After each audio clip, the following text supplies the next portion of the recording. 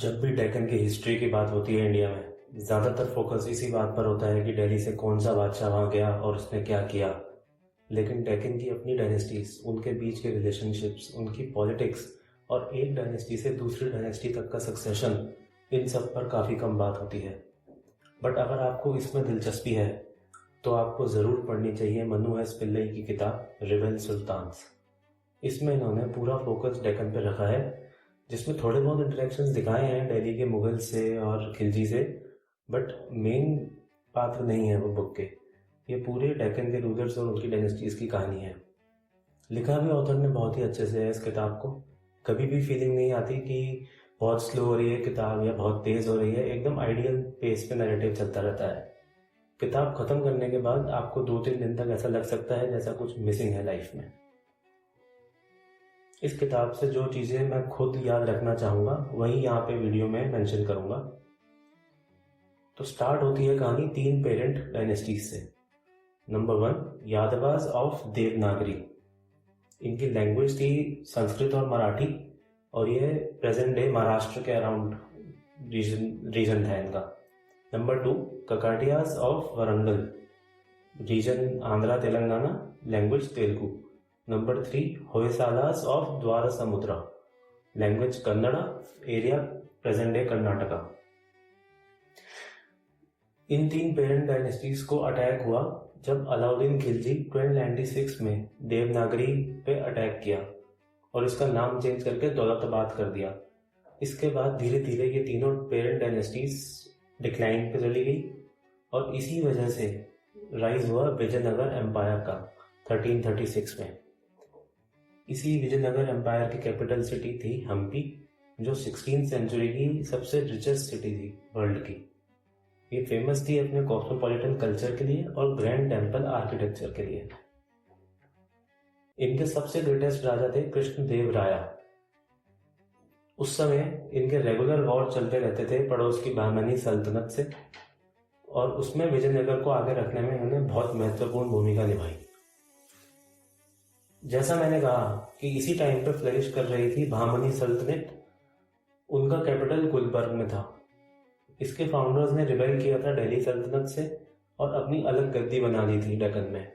यह पहली बड़ी डेक्कन की सल्तनत थी और इसका कांस्टेंट वॉर चलता रहता था विजयनगर एम्पायर से। टाइम आने पर यही बहमनी सल्तनत 5 राइवल डेक्कन सल्तनट्स में डिवाइड हो गई।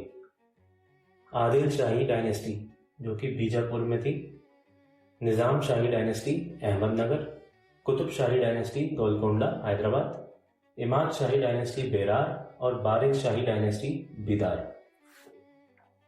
इसमें से सबसे ज्यादा इन्फ्लुएंस पहली 3 का था, वही स्ट्रॉन्ग डायनेस्टीज कहलाने लायक थी। आदिल शाही, निजाम शाही और कुतुब शाही। इमाद शाही और बारिक शाही जो है, ये जितना ज्यादा इन्फ्लुएंशियल बनना चाहती थी उतना हो नहीं पाई डेक्कन की हिस्ट्री में। आदिल शाही के सबसे बड़े और इनफैक्ट पूरे डेक्कन के सबसे बड़े रूलर थे उस समय इब्राहिम आदिल शाह II, जिनको बहुत सेलिब्रेट किया है ऑथर ने अपनी बुक में। काफी सिंक्रेटिक टाइप की पर्सनैलिटी थी, जो कि अलग अलग धर्मों से कुछ ना कुछ सीखते थे। हिंदू म्यूजिक में इनका काफी रुझान था और वो पूजा करते थे सरस्वती माता की। इनको जगत गुरु बादशाह भी बुलाया जाता था। निजाम शाही डायनेस्टी के एक बहुत फेमस जनरल रहे मलिक अंबर, जो कि अफ्रीका से, इथियोपिया से स्लेव बन के आए थे हिंदुस्तान और आगे जनरल बन गए निजाम शाही के। ये कभी रूलर नहीं बन पाए, पर इनका ऑरा किसी रूलर से कम नहीं था। इन्होंने इंट्रोड्यूस किया गुरिल्ला वॉरफेयर जब ये जहांगीर से लड़ाई कर रहे थे। कुतुब शाही डायनेस्टी की सबसे खास बात यह है कि वे सबसे अमीर और सबसे रिचेस्ट थे। क्यों थे? क्योंकि वहां पे गोलकोंडा की माइंस थी जहां पे डायमंड होते थे। बहुत लोग मानते हैं कोहिनूर भी वहीं से आया है। कुतुब शाही सुल्तानों ने ही हैदराबाद और चार मीनार बनवाया। 1565 में एक काफी फेमस बैटल हुआ, बैटल ऑफ तलीकोटा, जिसमें यह 5 डायनेस्टीज ने बुरी तरह से विजयनगर एम्पायर को पराजित किया। हम्पी उनके हाथ से निकल चुका था और ड्रास्टिक डिक्लाइन चालू हो गया विजयनगर एम्पायर का। इवन दो वो 100 साल आगे तक चला, बट उसके बाद वो सेम इन्फ्लुएंस और सेम ऑरा नहीं था विजयनगर एम्पायर का बैटल ऑफ तलीकोटा के बाद। अब डेक्कन में मराठास का राइज हो रहा था, जिसके रूलर शिवाजी महाराज थे, जो कि रायगढ़ से राज करते थे। इन्होंने भी काफ़ी वॉर्स लड़े डायनेस्टीज से।